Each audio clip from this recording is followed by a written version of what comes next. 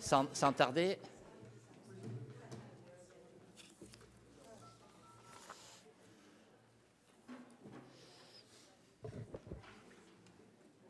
Voilà, on est bon de ce côté. Hop. Parfait.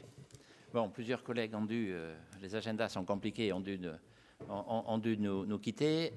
En tous les cas, nous avons le plaisir d'accueillir aujourd'hui Monsieur Christian Charpy, président de la 4e chambre de la Cour des comptes, et Jean-Pierre Viola, président de section, sur un sujet important pour les collectivités locales et qui me tient particulièrement à cœur. C'est la présentation de votre enquête relative à l'évolution de la répartition, si je ne me trompe pas, si je me trompe, vous me le direz, des impôts locaux entre ménages et entreprises et de la déterritorialisation de l'impôt. Je rappelle que cette enquête a été réalisée à la demande de la Commission des finances de l'Assemblée nationale, à laquelle vous avez présenté vos conclusions le 15 janvier dernier. La fiscalité locale a toujours évolué au fil du temps, entre création, suppression, dégrèvement, exonération et j'en passe.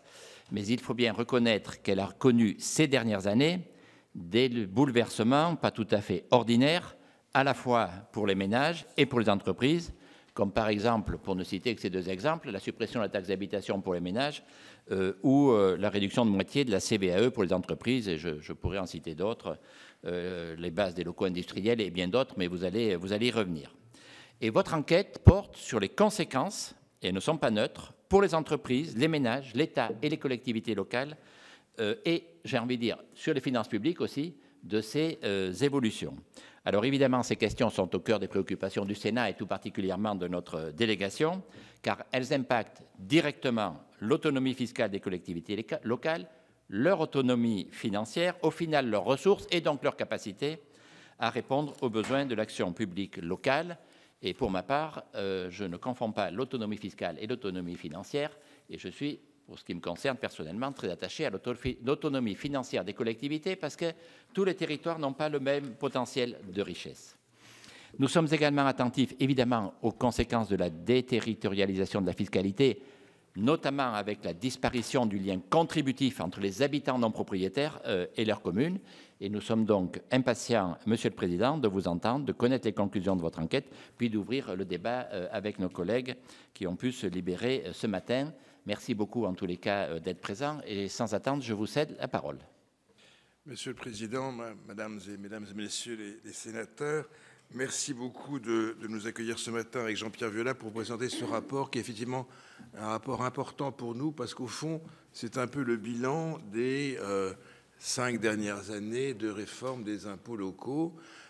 C'est un bilan qui nous a été demandé par la Commission des finances de l'Assemblée nationale et qui porte au fond sur les 3 grandes réformes des impôts locaux qui ont eu lieu au cours des dernières années, c'est-à-dire la suppression de la taxe d'habitation sur les résidences principales entre 2018 et 2023, suppression progressive, la suppression de la CVAE, en tout cas d'une partie de la CVAE, engagée dès 2021, réalisée pour les 4/5e et qui, pour le 5e qui reste, n'est plus affectée aux collectivités locales mais à l'État, et qui peut-être un jour sera supprimée, si les finances publiques le permettent. Et puis, en 2021, la réduction de moitié des bases des locaux industriels soumis à la CFE et à la taxe foncière sur les propriétés bâties. Donc, ces 3 réformes d'ampleur.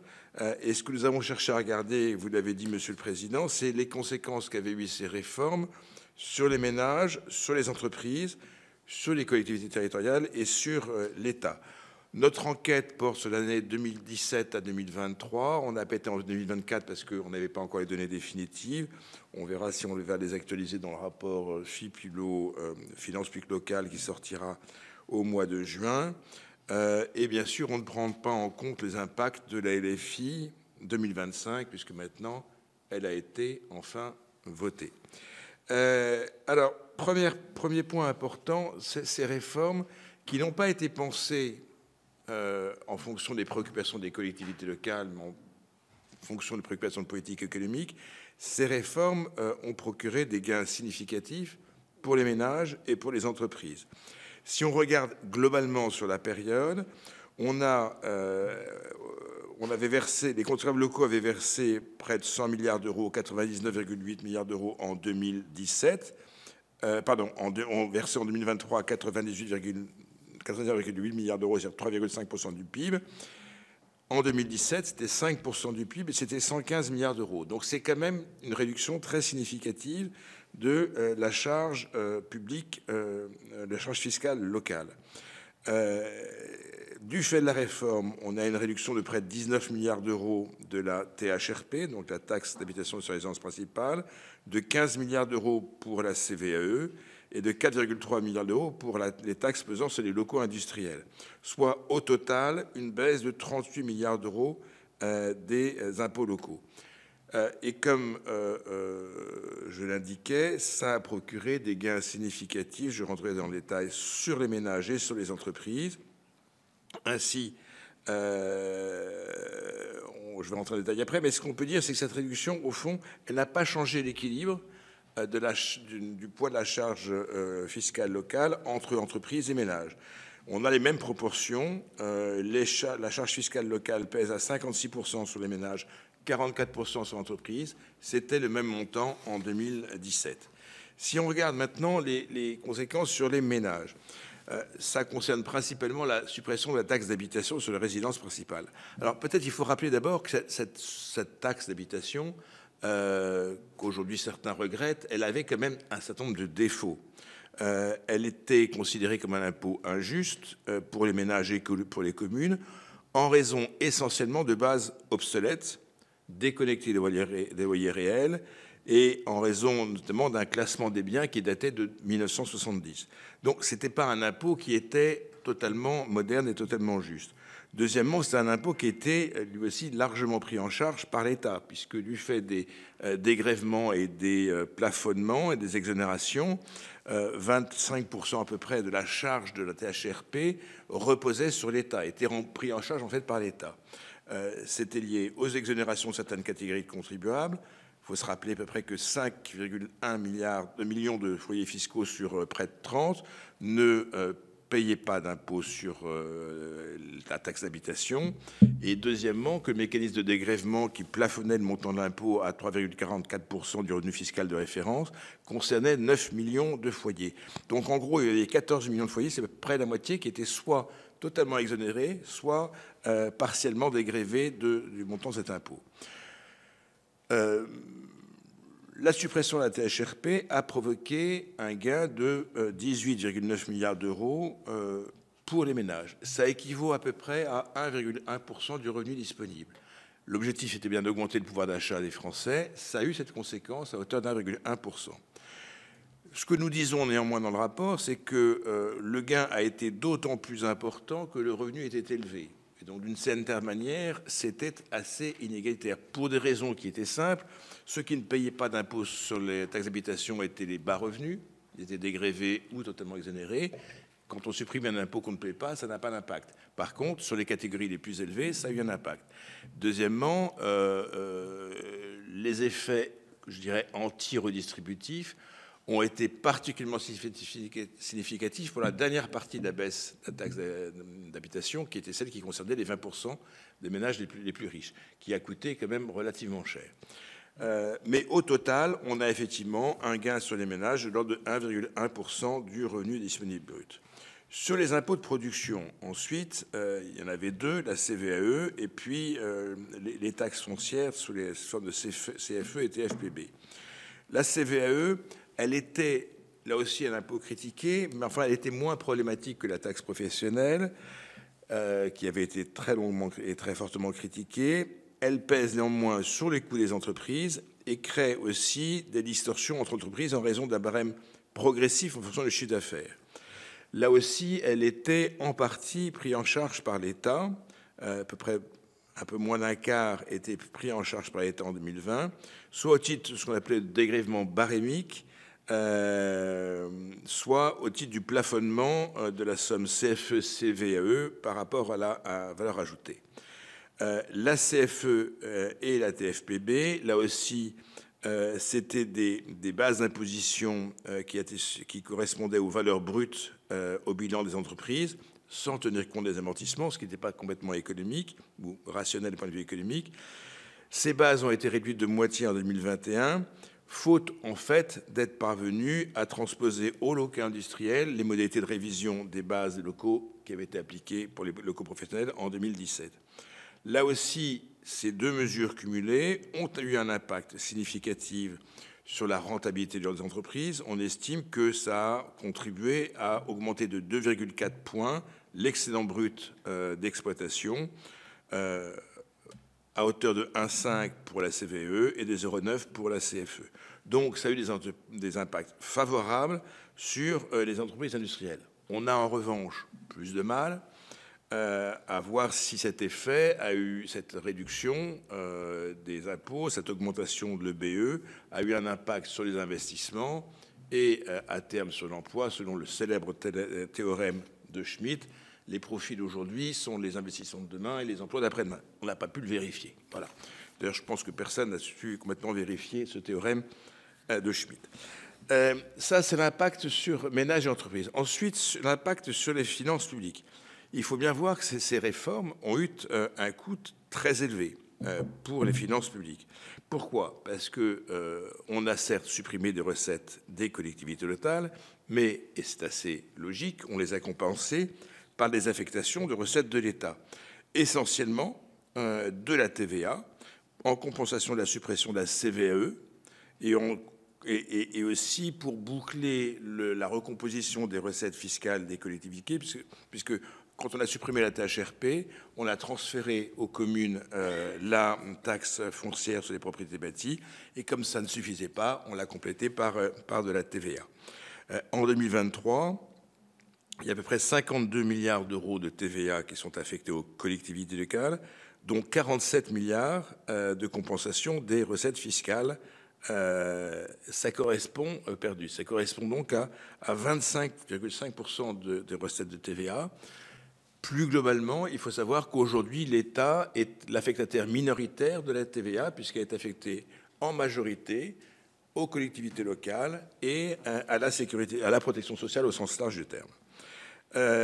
Pour combler la réduction de moitié des bases des locaux industriels, c'est un nouveau prélèvement sur recettes de l'État qui a été prévu.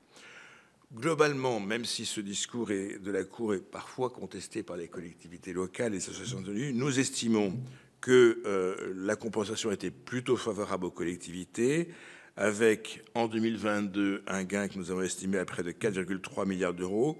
C'était lié, c'est vrai, à une dynamique très forte de la TVA en 2021, en 2022. Et là aussi, ce calcul, nous le prenons en prenant en compte l'idée que les taux d'imposition auraient été stables. Ils ne l'auraient probablement pas été. Mais voilà, à taux d'imposition stable, on considère qu'il y a eu 4,3 milliards d'euros de gains sur la compensation de la THRP et à peu près 1,1 milliard d'euros pour la CVAE en 2023. Ce gain s'est réduit en 2023 puisque l'évolution des recettes de TVA, vous le savez, était moins favorable. La question se pose, alors comme vous le savez, sur 2025, il y a eu un gel de la TVA. Si ce gel est levé en 2026, ce que je ne sais pas, mécaniquement, avec le fait qu'on bénéficie des recettes de TVA l'année N et directement en fonction de l'effet prix et l'effet volume, c'est théoriquement plus favorable que le dispositif antérieur où on bénéficiait des bases, de l'augmentation des bases que pour l'année N+1. Voilà, mais aujourd'hui, il y a quand même une grosse incertitude, savoir si ces recettes de TVA seront dégelées en 2026. Au total, la compensation par l'État de ces recettes a eu un coût assez considérable. Perte de recettes de l'État évaluée à 38,5 milliards d'euros en 2023. C'est une estimation de la Cour qui n'a pas été contestée par quiconque d'ailleurs, ni le ministère du Budget ni la Direction générale du Trésor. Ça se composait en deux parties. 34,7 milliards d'euros au titre de la compensation des pertes de recettes des collectivités locales, après déduction des effets retour favorables à l'État, et puis 3,8 milliards qui sont la compensation de la suppression un peu mécanique de la la redevance audiovisuelle, qui était prélevée en même temps que la THRP, et comme ils n'ont pas trouvé d'autres systèmes, ben on a préféré la supprimer. Et pour répondre aux desiderata des entreprises du secteur culturel, audiovisuel, on a créé un prélèvement sur la TVA à nouveau. Faut bien voir que ces 38,5 milliards d'euros, ça correspond à 25% du déficit public en 2023, donc c'est pas une paille, et 50% de la hausse de déficit entre 2017 et 2023. Donc, au fond, les compensations de recettes perdues pour les collectivités locales ont été compensées par l'État, mais financées, pour l'essentiel, par l'emprunt. Troisième axe d'analyse, c'est quelles conséquences ces réformes ont eues sur les collectivités locales elles-mêmes. Donc, on a regardé au fond deux aspects. D'une part, les pouvoirs fiscaux des collectivités locales, et ensuite, ce qu'on appelle la territorialisation de l'impôt, c'est-à-dire est-ce que l'impôt est lié à ce qui se passe sur le territoire. La première chose qu'on a regardée, c'est est-ce qu'il y a une évolution des pouvoirs fiscaux des collectivités. Au fond, pour les régions, ça n'a pas changé grand-chose. Ils n'avaient pas de pouvoir fiscal, ou très peu, c'est de l'ordre de quoi, de moins de 10%, c'est 10% à peu près. 10% de leurs recettes, c'était pas grand-chose. Il restait quoi? La taxe d'immatriculation des véhicules, donc les cartes grises, la modulation de la fraction Grenelle de l'accise sur les produits énergétiques, c'est l'essentiel. Et tout ça, ce sont des mesures ou des impôts qui ne sont pas hyper dynamiques. Donc voilà, mais globalement, les réformes n'ont pas changé grand-chose. Pour les départements, en revanche, c'est vrai que ça a eu un effet. Aujourd'hui, on estime que les départements ont des pouvoirs fiscaux désormais quasi nuls. Qu'est-ce qu'il leur reste comme impôt, puisqu'ils ont perdu la TFPB? Il leur reste les DMTO, qui jusqu'en 2024 étaient plafonnés à 4,5%. Tous les départements, sauf 3, étaient au maximum. Je crois que la LFI 2025 a ouvert 0,5 points de plus. Enfin, globalement, ça donne un pouvoir fiscal assez faible aux collectivités départementales. Sur les blocs communaux, au fond, ces réformes fiscales n'ont pas eu d'impact sur leur pouvoir fiscal, puisqu'elles ont gardé des pouvoirs elles ont récupéré les pouvoirs liés à la THPB, donc c'est quand même significatif, à la fois pour les communes et pour les intercommunalités. Donc, au total, on a des impôts sur lesquels les communes ont un pouvoir fiscal, communes et intercommunalités, de l'ordre de 46,6%. Mais si on y ajoute également les recettes tarifaires sur lesquelles les communes et intercommunalités ont un rôle à jouer, on est plutôt à 55%. Donc, un pouvoir fiscal qui demeure et qui est exercé. Alors, les courbes ont l'air assez plates, mais on a regardé, au fond, l'évolution des différents impôts entre 2017 et 2023. Alors, si on neutralise le choc de la THPB qui bascule au bloc communal en 2021, globalement, l'ensemble des impôts locaux ont plutôt augmenté en termes de taux sur la période. Deuxième aspect qu'on a regardé, c'est au fond, est-ce que l'impôt qui est prélevé est lié à ce qui se passe dans le territoire, donc ce qu'on appelle la territorialisation des recettes locales. Ce qu'on constate, c'est que, d'une manière globale, la territorialisation a plutôt baissé sur l'ensemble de la période. Pour les régions, on est passé d'un taux de 50% à un taux de 12,1%. C'est les conséquences de la suppression de la CVAE, la part régionale CVAE en 2021. Pour les départements, on était à la moitié d'impôts qui étaient liés au territoire, on n'est plus qu'à 1/5. C'est à cause de la réaffectation de la TFPB et la suppression de la part départementale de la CVAE. Et pour le bloc communal, même si la réduction est moins forte, on passe en gros de près des 2/3 à un peu plus de la moitié.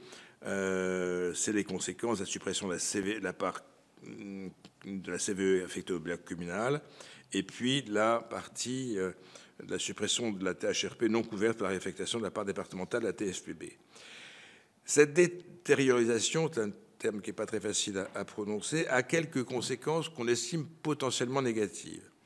La première chose, c'est la disparition du lien contributif d'une partie des ménages avec les communes. C'est un sujet qui est très souvent mis en avant par les associations d'élus, puisque les ménages locataires de leur résidence principale ne contribuent pas à la couverture des charges des communes. Alors, c'est vrai, c'est incontestable. Ça a quand même quelques nuances. Comme je l'ai dit tout à l'heure, la taxe d'habitation exonérait 5 millions de personnes, plus de 5 millions de personnes. Et quand on compte les dégrèvements, c'était à peu près la moitié des ménages fiscaux qui ne contribuent pas complètement aux communes. Et ensuite, la part des locataires est très différente d'une commune à l'autre. Par exemple, dans 83% des communes, au moins 70% des résidences principales sont occupées par leurs propriétaires. Donc en fait, plus vous êtes dans des communes urbaines, moins vous avez d'occupants qui sont propriétaires et c'est plutôt des locataires, mais dans les petites communes, c'est plutôt l'inverse. Donc on a quand même une participation. Mais c'est vrai que c'est un point qui est très souvent critiqué. La seconde conséquence, c'est qu'on a un moindre encouragement à la construction de logements nouveaux, puisqu'au fond, pour les communes, faire venir des nouveaux locataires n'apporte pas énormément de choses, puisque ça ne contribue pas au dispositif. Et sur les propriétaires, si ce sont des logements sociaux, ils sont exonérés en partie de TFPB pendant assez longtemps. Pareil sur le lien entre entreprises et régions. On considère que la suppression de lien entre l'entreprise, la région et les départements peut rendre moins attractif pour ces collectivités départementales ou régionales à contribuer à la vie économique en accueillant des entreprises, notamment industrielles, qui sont parfois plus polluantes. Donc voilà, là aussi, on considère qu'il y a des conséquences potentiellement négatives, même s'il y a d'autres éléments qui jouent et qui peuvent inciter que départements et régions à contribuer à l'activité économique de leur territoire. Au total, nous avons fait un certain nombre de recommandations dans ce rapport. Nous n'avons pas cherché à proposer de grand soir fiscal et notamment, nous n'avons pas proposé, parce que ce n'est pas notre rôle, de reconstituer un impôt résidentiel. Ce n'est pas notre rôle, c'est le rôle du pouvoir législatif de le faire. Peut-être qu'aussi, nous estimons que ça va être difficile de revenir en arrière et de recréer un impôt résidentiel. Voilà, c'est aussi ce qui explique notre relative modestie sur le sujet. Simplement, ce qu'on a dit, c'est qu'il y avait deux grandes orientations à prendre. D'abord, adapter la fiscalité foncière aux réalités économiques, c'est-à-dire il y a eu une réforme des locaux professionnels, des bases des locaux professionnels. Il faut la faire vivre dans la durée. On a fait la réforme en 2017. Il y a des révisions à faire. Il faut les faire. Et souvent, l'administration hésite à les faire. Et sur les locaux d'habitation, les bases locatives sont toujours aussi anciennes. Elles n'ont pas été rénovées. Et pourtant, c'est elles qui permettent le paiement des impôts fonciers. Il faut impérativement les faire évoluer. Ensuite, ce qu'on constate, c'est qu'au fond, on a remplacé les impôts locaux par des affectations de recettes nationales. Et ces affectations de recettes nationales, elles se sont faites à l'euro. Donc, au fond, on a figé des situations anciennes.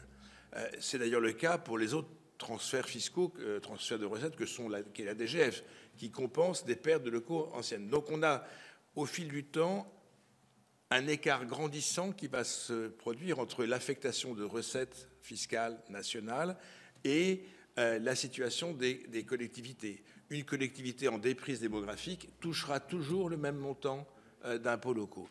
Une collectivité en augmentation démographique touchera toujours le même montant. On estime donc que ce n'est pas très raisonnable, très réaliste, et c'est pour ça que nous reprenons deux recommandations.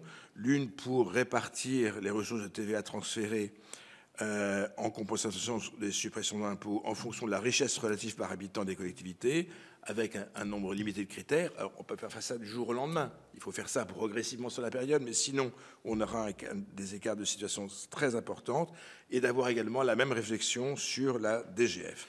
Voilà, Monsieur le Président, Madame et Messieurs les sénateurs, les éléments que je voulais mettre en avant sur ce rapport, et je suis prêt à répondre à vos questions si vous le souhaitez. Mais merci beaucoup, Monsieur le Président, pour ces rappels et informations vraiment très utiles. Quelques remarques avant que les collègues puissent poser leurs questions. quelques remarques ou questions sur les dispositifs de compensation. Vous les avez rappelés. Pour les communes, finalement, j'ai envie de dire, ça a été sans incidence, puisqu'elles ont récupéré le foncier bâti des départements et donc elles ont gardé leur capacité, leur autonomie fiscale, je peux dire, et puis leur capacité aussi d'agir sur les taux. En revanche, a été appliqué, ce qui était nécessaire pour qu'aucune commune ne soit perdante, a été appliqué un coefficient correcteur qui a pour résultat aujourd'hui que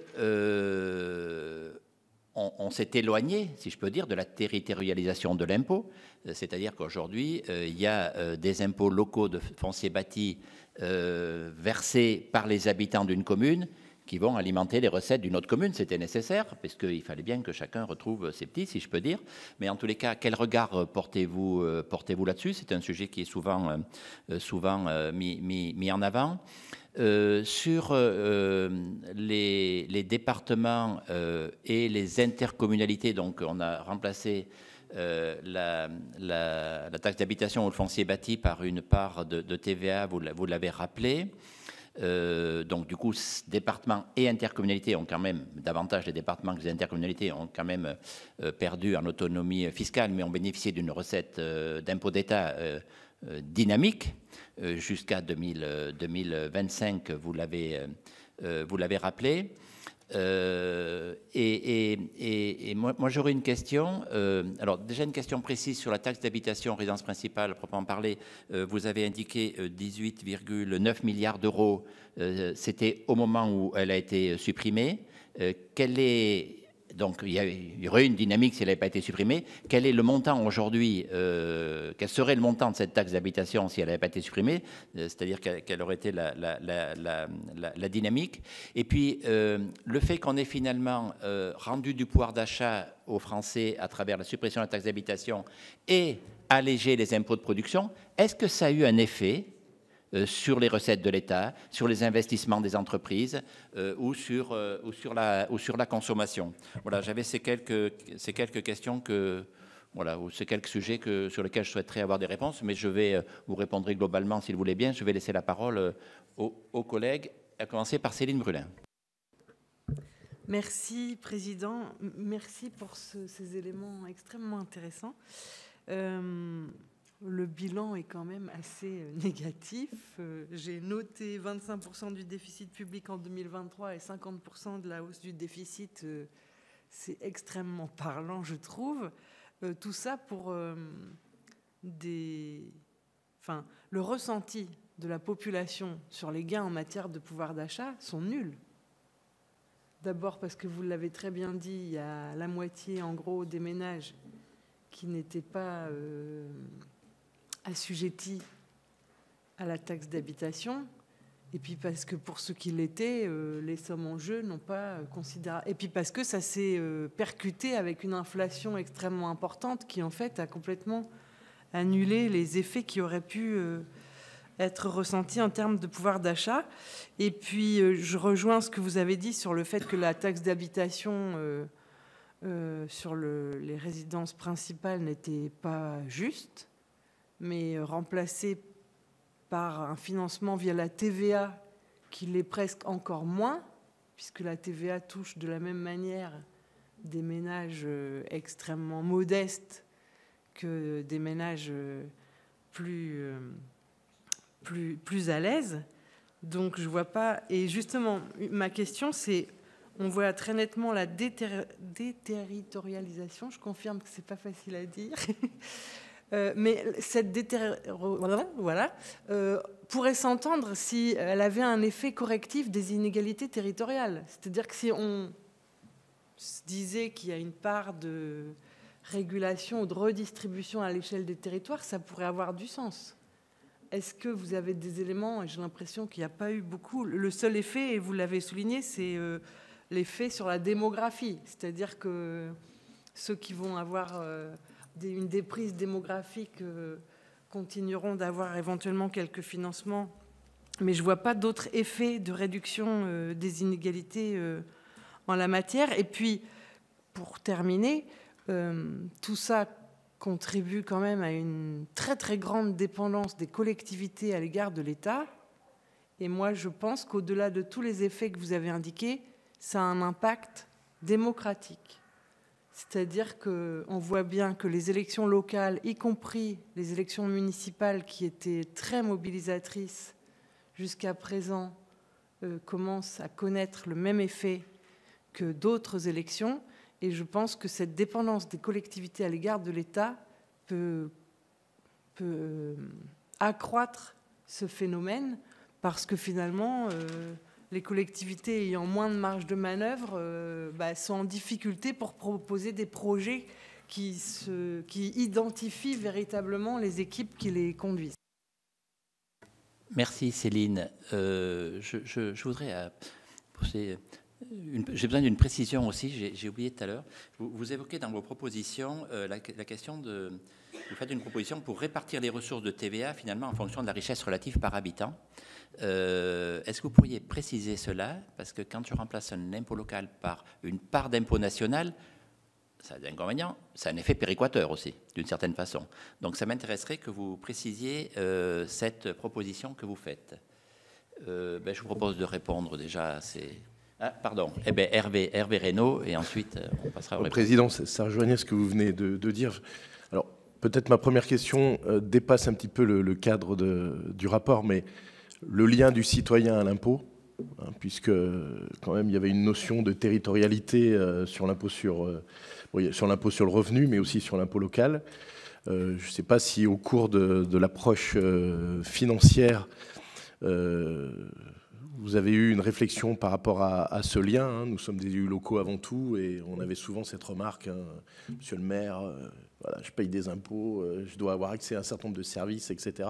Est-ce qu'il n'y a pas une rupture un peu démocratique là, de ce point de vue?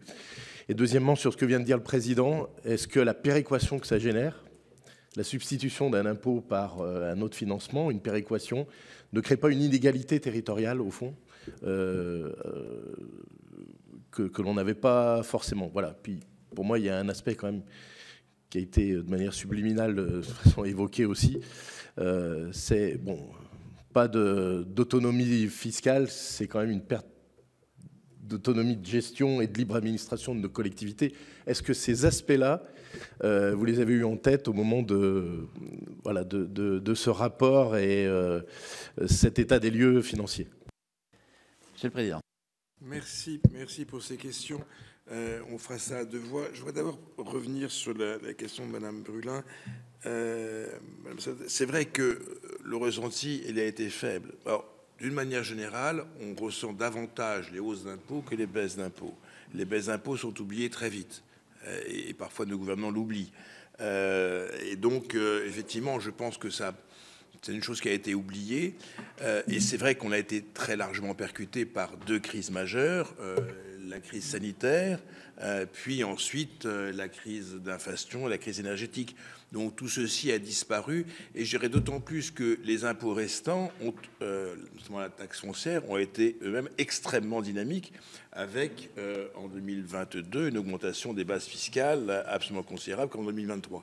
Donc c'est vrai que ça a été oublié. Deuxième point, pour répondre aux trois questions, à vous trois, sur les questions posées, sur la question péréquateur. En fait, non, compenser des impôts locaux par des recettes fiscales à l'euro, ça n'a aucun effet péréquateur, puisqu'on fige des situations. Donc, il n'y a pas eu du tout d'effet péréquateur. Alors, on pourrait se dire... À partir du moment où on a cet impôt local, on peut essayer de le remplacer par un impôt national. On peut essayer que cette répartition des impôts nationaux agisse sur la péréquation, parce qu'on se rend bien compte que la péréquation des ressources fiscales, elle existe. Elle n'est pas absolument considérable. Ça joue un peu sur les départements. Ça jouait un peu sur la CVAE, dans mon souvenir. Mais bon, c'est vrai qu'on a supprimé une partie de ces impôts, donc il n'y a plus de péréquation. Donc c'est pour ça que nous disons il faut qu'on arrive à ce que, pour éviter ces écarts grandissants de situation, la répartition des impôts nationaux en compensation des impôts locaux, comme la répartition de la DGF, qui est aussi en fait un prélèvement sur recette, c'est la problème mécanique, qu'on prenne davantage en considération non pas la compensation passée, des impôts supprimés, mais dans l'avenir, une réduction des inégalités. Et là, c'est vrai qu'on se heurte à deux difficultés majeures. La première, c'est que les élus locaux, leurs associations, et on les comprend, et M. Léniel est probablement le plus fort propagandiste sur cette matière, dit « Vous m'avez pris de l'argent, je veux être compensé à hauteur de ce que j'ai perdu ». Donc c'est extrêmement difficile de dire ben, on vous a compensé ce que vous avez perdu, mais on va vous en retirer à l'avenir parce que vous êtes plus riche que les autres. Donc c'est la première difficulté. La seconde difficulté, c'est de trouver des critères de répartition à l'avenir qui soient à la fois pas trop nombreux et suffisamment robustes. On estime, c'est vrai, que la population est un facteur majeur de dépenses. Et donc, il faut le compenser, il faut le prendre en compte dans la répartition. On considère aussi que la répartition, enfin, le montant du revenu par habitant est aussi un facteur important de charges pour les communes et donc de compensation à faire. On estime aussi que des indications sur la géographie, la longueur de la voirie, surface, densité du territoire ont un impact. Donc il faut qu'on arrive à des éliminations de critères pour, dans la durée, essayer d'infléchir cette répartition des recettes qui est liée à une répartition ancienne pour qu'elle soit un peu plus juste. Mais c'est un combat qui n'est pas très facile. Sur le lien entre impôts et citoyens, oui, c'est vrai que le mécanisme a déterritorialisé, je vous confirme, c'est pas facile. La prochaine fois, on trouve un truc plus simple. Hein. On peut dire dette. Voilà. Dans le rapport, on analyse pour chacun des impôts les conséquences. Je répète, pour la partie impôts, enfin taxe d'habitation, c'est vrai que l'impact est assez majeur, même si une partie ne payait pas de taxe d'habitation. Pour les entreprises, c'est vrai qu'on considère que pour une entreprise, enfin pour une commune, accueillir une entreprise industrielle polluante n'est pas très excitant si on en retire ni des bénéfices en termes d'impôts sur la société, ni des bénéfices en termes de nouveaux habitants attirés dans le territoire. Donc c'est vrai que ça a un impact. Voilà, donc on le regarde.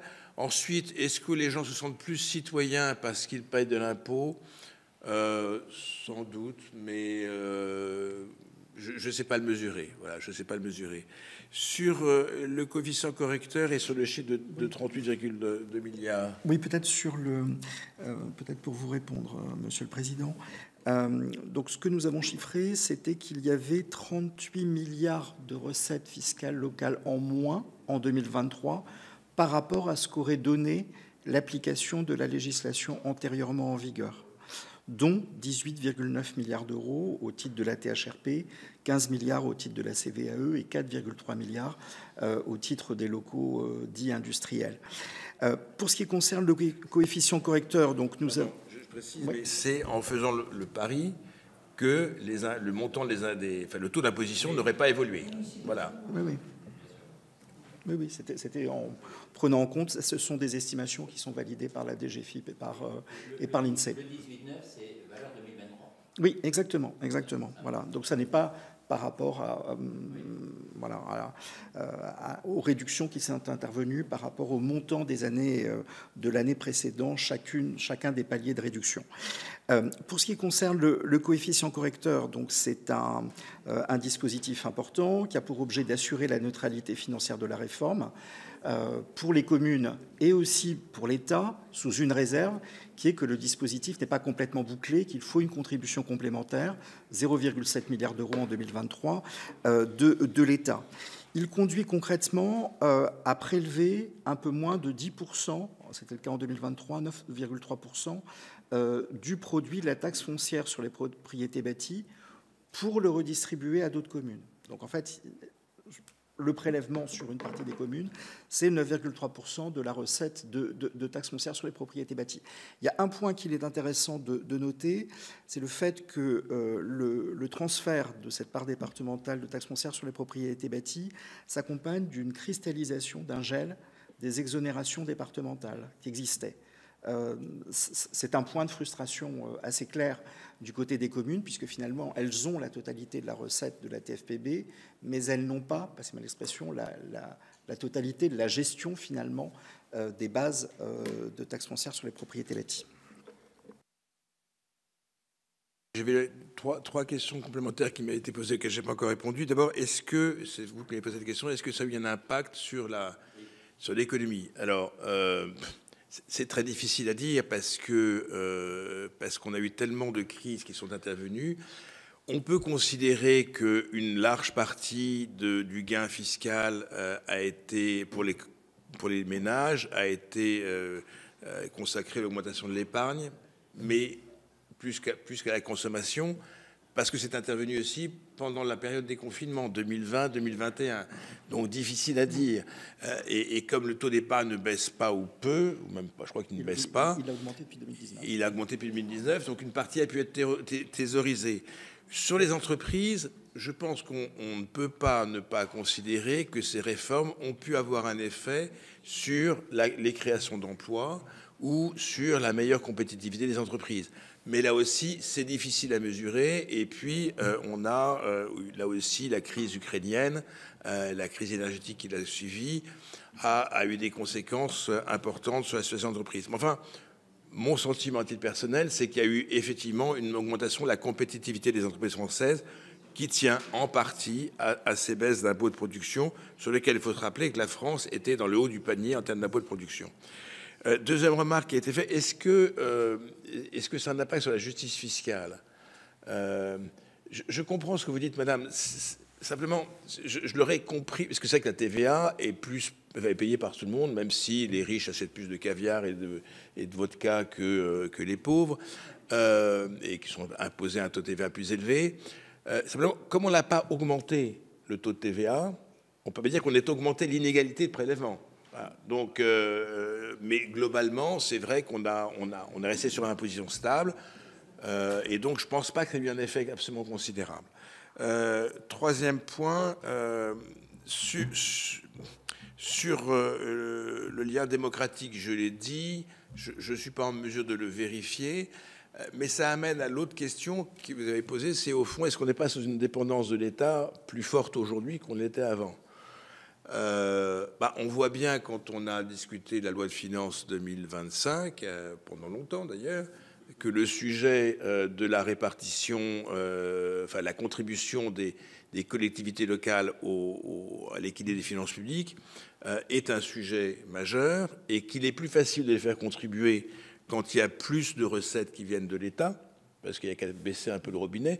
Je veux dire que la Cour elle-même, quand elle dit qu'il faut que les collectivités locales contribuent davantage au redressement des finances publiques, on dit on ne peut pas tellement le faire, on leur impose de moins dépenser, parce qu'en fait, c'est leur liberté.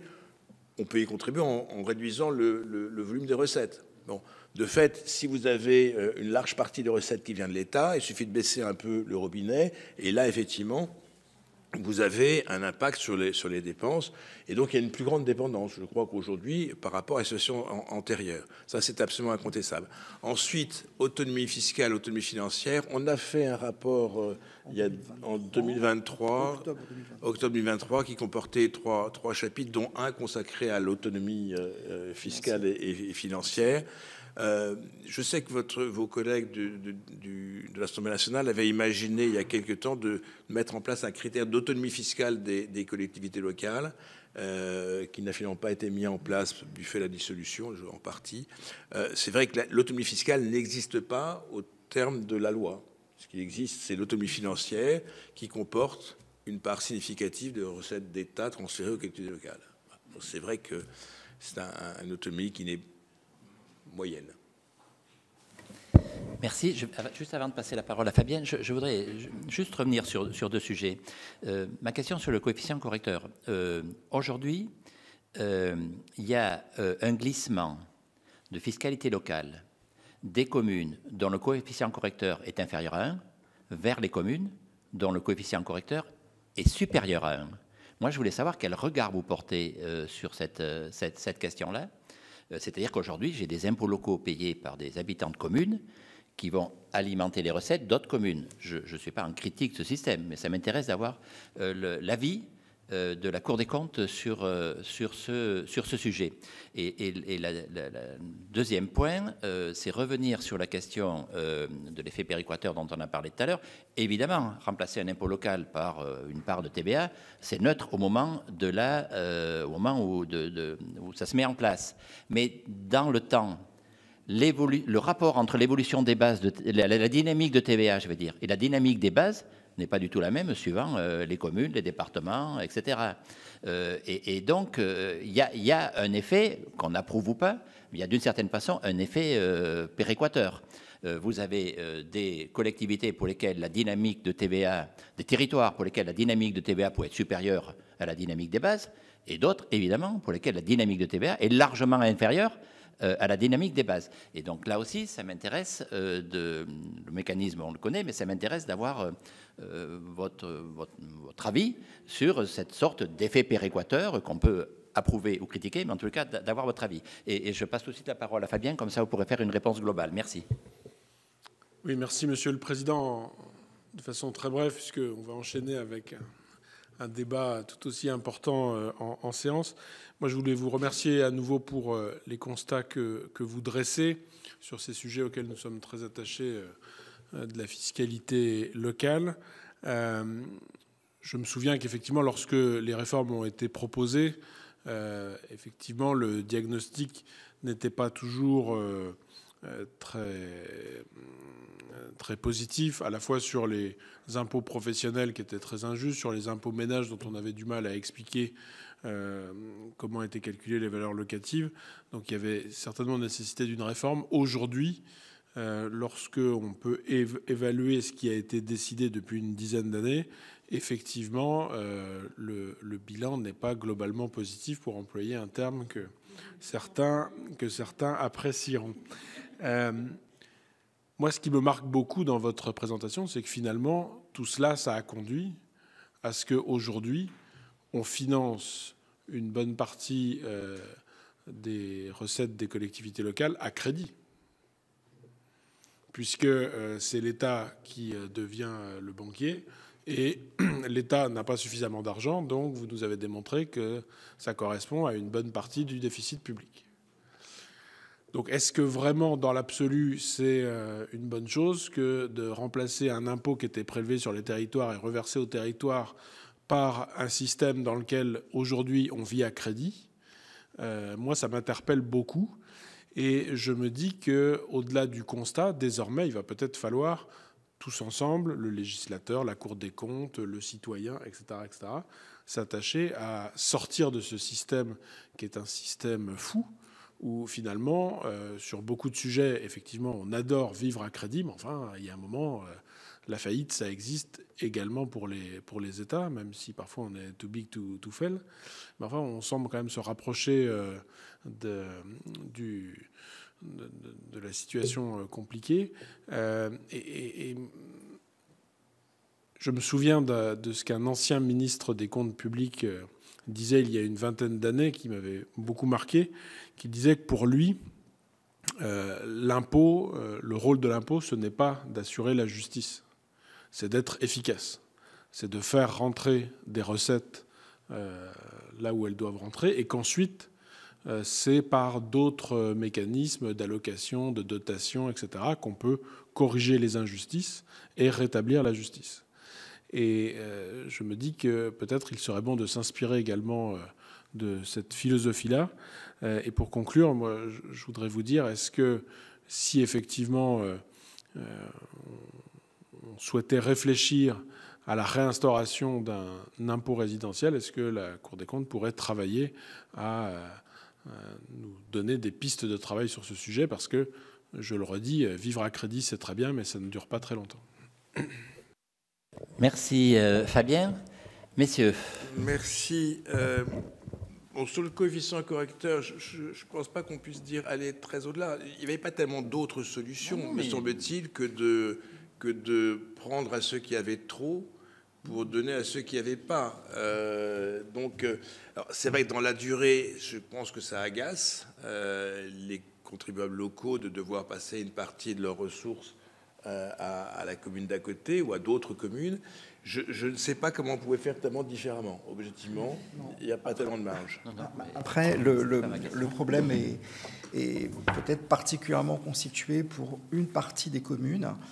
Dans un cinquième des communes, 40% du produit de la taxe foncière sur les propriétés bâties procède ou est destiné à d'autres communes.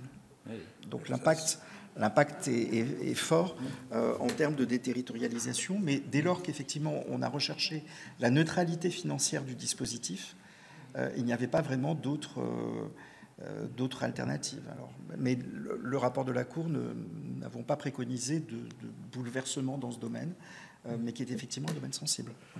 Deuxième point qui est l'effet péréquateur. Je comprends ce que vous dites, Monsieur le Président, mais vous prenez qu'un aspect qui est l'aspect recette. C'est vrai que avec une recette de TVA qui évolue la même pour tout le monde, ceux qui auraient eu des bases qui se réduisent, qui augmentent moins vite que la TVA vont toucher davantage, ceux qui ont des bases qui augmentent plus vite que la TVA vont toucher moins. Ensuite, il faut aussi regarder l'aspect dépenses, parce que une commune qui est en déprise, enfin qui est en réduction de base, l'est souvent parce que il y a moins de propriétés, il y a donc moins d'habitants, il y a moins d'entreprises, donc il y a moins de services à apporter. Est-ce que pas aussi à prendre en considération l'aspect dépenses? Donc, s'il y a moins d'entreprises, s'il y a moins d'habitants, il y a moins de dépenses. Donc, est-ce qu'il est logique? C'est pas complètement mathématique, mais il peut y avoir une paupérisation qui augmente. Oui, s'il y a une paupérisation de la population qui augmente les besoins, c'est vrai que vous aurez davantage de ressources avec une TVA qui. Mais si une partie de la population part, ce qui est le cas en milieu rural, à ce moment-là, vous avez une consolidation de recettes qui ne répond pas forcément aux besoins. Je veux dire par là, c'est que pour analyser le caractère péréquateur, je pense qu'il faut regarder les deux choses, les recettes et les dépenses. Et deuxièmement, alors je ne sais pas si je suis complètement d'accord avec le précédent intervenant, je pense que quand même, les recettes doivent être en contrepartie d'un service ou de services à rendre.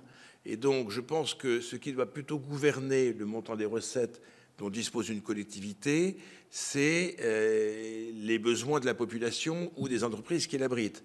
Donc, pour moi, c'est pour ça que je dis que si on a transféré des recettes fiscales de l'État importantes ou des dotations importantes, il faut qu'on les affecte plutôt en fonction des besoins effectifs difficiles à qualifier, mais qui sont plutôt liés aux dépenses qu'aux recettes qui ont été compensées. C'est un peu ça que mon sentiment. Oui, on a financé ces réformes à crédit. Ça, c'est absolument incontestable. Ce que la Cour a toujours dit, en tout cas depuis quelques années, c'est que c'est très bien de baisser les impôts, mais soit il faut baisser les dépenses à due concurrence, soit il faut créer des impôts qui compensent la perte d'impôts. Mais qu'on ne peut pas, dans la situation qui est la nôtre, baisser les impôts et ne pas baisser les dépenses. Or, ce qu'on a fait, pour des raisons qui peuvent se comprendre, il y a eu la crise sanitaire, il y a eu la nécessité de la relance, mais on a de fait baissé les impôts de manière assez significative, et en même parce qu'il y a ce qu'on dit là sur les impôts locaux, mais il y a eu parallèlement la baisse de l'ISF, enfin de la suppression de l'ISF pour l'IFI, remplacée par l'IFI, la baisse de l'IS, le prélèvement forfaitaire. Donc il y a eu un certain nombre de réformes fiscales qui ont amélioré la compétitivité de l'économie, mais c'est très bien si vous baissez parallèlement d'un montant à peu près comparable les dépenses, ou si la dynamique créée par ces baisses d'impôts crée des recettes supplémentaires. Voilà. Alors ensuite, dernier point, est-ce qu'on a imaginé, est-ce qu'on pourrait travailler sur un impôt résidentiel? À Dieu ne plaise. Parce que en fait, il y a un pays qui l'a fait. J'étais l'autre jour à Londres, j'ai revu des images, des photos des années 70. Quand Mme Thatcher avait créé la poll tax, 80, fin des années 80. Quand Mme Thatcher avait créé la poll tax, ça a été effroyablement compliqué. C'est vrai qu'elle était élevée et pour tout le monde. C'était forfaitaire pour tout le monde. Donc, si vous voulez, la question, c'est soit vous faites un montant forfaitaire pour tout le monde. Et alors là, si vous le faites d'un montant faible, ça ne vaut pas grand-chose. Si vous mettez un montant relativement élevé, soit vous avez des problèmes sociaux majeurs, soit vous faites des exonérations. Donc c'est quand même super compliqué. Je dois dire que je ne vois pas la marge aujourd'hui dans le contexte actuel pour recréer un impôt résidentiel. Si on était saisi pour y réfléchir, on a fait un rapport d'ailleurs pour la commission des finances du Sénat il y a quelques années qui s'appelait des scénarios pour l'évolution du financement des collectivités locales, où on avait été assez loin dans l'analyse du sujet de la recréation d'un impôt résidentiel. Et puis je dois dire qu'ensuite, on a dit que c'est un sujet de nature politique, aux politiques de faire des choix. Voilà. Je pense que c'est quand même compliqué. Peut-être juste un complément par rapport aux propos de Madame Loisier. Ce qu'il faut quand même avoir à l'esprit, ce sont les énormes disparités d'évolution démographique à l'intérieur du territoire, qui concernent les communes, les intercommunalités, mais aussi les départements et aussi les régions. Aujourd'hui, on ne ressent pas encore, puisque seules quelques années se sont écoulées, finalement, les difficultés que soulève cette répartition homothétique des recettes, homothétique par rapport aux pertes de recettes passées, des recettes de TVA. Mais ces disparités, elles vont vraiment s'accroître par rapport à la population. Il y a quand même des départements pour lesquels l'INSEE prévoit des baisses de population d'ici 2050 de 20 à 30%. Si on reste sur une compensation répartie de manière homothétique, on va d'un côté finalement surfinancer certaines collectivités et en revanche sous-financer par rapport aux besoins de leur population d'autres collectivités. C'est cette problématique-là que la Cour a souhaité soulever. Oui, non, mais je suis totalement d'accord avec vous. Il y a des situations complètement hétérogènes, mais en fait, moi, ce que je veux juste souligner par rapport à mon expérience, mes collègues ont dû connaître aussi, c'est qu'en fait, il y a quand même des dépenses qui sont fixes dans les collectivités. Et que vous pouvez avoir, et surtout, par exemple, quand on a des petits bourgs-centres ou des choses comme ça, vous pouvez avoir certes une population qui a baissé, mais vous avez toujours les écoles, vous avez toujours la bibliothèque, vous avez toujours la garderie. Donc, vous avez des dépenses qui sont rigides, qui sont fixes. Et en plus, je ne vous parle pas des effets des FPIC qui sont venus frapper de manière parfois incompréhensible des territoires ruraux très pauvres, puisque ça existe. Donc voilà, il y a un effet de ciseau qui fait qui devrait pouvoir être pris en compte, mais qui est complexe, je vous l'accorde. Dans une répartition en fonction de critères de ressources et de charges, il faudrait bien sûr tenir compte des charges de centralité, le fait que les coûts ne sont pas proportionnels à la population, strictement proportionnels à la population. Mais une partie l'est quand même. Voilà, il faut aussi tenir compte de la population. Voilà, vous me devancez, mais j'allais, pour abonder dans ce sens, dire que les charges des collectivités ne sont évidemment pas proportionnelles à leur évolution démographique. Il y a un lien, mais il n'y a aucune proportionnalité, et on peut avoir une difficulté démographique, une baisse démographique, et avoir des charges de services qui restent identiques. Donc voilà, en tous les cas, merci beaucoup, Monsieur le Président, Monsieur Viola, merci beaucoup pour le travail que vous avez mené, mais aussi pour ces échanges. Et on voit que... Et d'ailleurs, je voudrais préciser que la Commission des finances du Sénat, dès l'élection présidentielle de 2017, où l'annonce de la suppression de la taxe d'habitation sur les résidences principales, à l'époque pour 80% des ménages, avait été annoncée, a fait un travail de propositions sur les modalités de compensation, parce qu'on était tellement habitué à des compensations faites par des dotations de l'État qui, au fil du temps, sont à minima figées, voire diminuent. On a fait un certain nombre de propositions, et que ce qui a été finalement mis en place par le gouvernement à l'époque rejoignait parfaitement les propositions de la Commission des finances, à savoir avoir des modalités de compensation qui conservaient une dynamique assurée. Alors, ce n'est pas complètement vrai avec la TVA, puisqu'on s'était calé sur la dynamique de TVA, mais en 2025, comme vous l'avez rappelé, il y a un gel, on ne sait pas ce qu'il en sera en 2026. En tous les cas, le gel de la dynamique de TVA pour certaines collectivités, c'est acceptable. Pour un certain nombre de départements, ça les met en difficulté si ça devait se pérenniser. Voilà, en tous les cas, la Commission des finances avait travaillé sur ce sujet, justement pour bien tenir compte de l'expérience des suppressions ou exonérations ou dégrèvements des années précédentes. Je me souviens qu'un sénateur très influent était président de la commission Burr-Richard, c'était M. Richard, et il a beaucoup joué sur ce travail. J'avais participé également aux travaux de cette commission. Merci beaucoup, Monsieur le Président. Mesdames et messieurs, merci à vous surtout. Merci aux collègues qui ont pu rester. Et nous allons rejoindre le débat sur la loi Trace.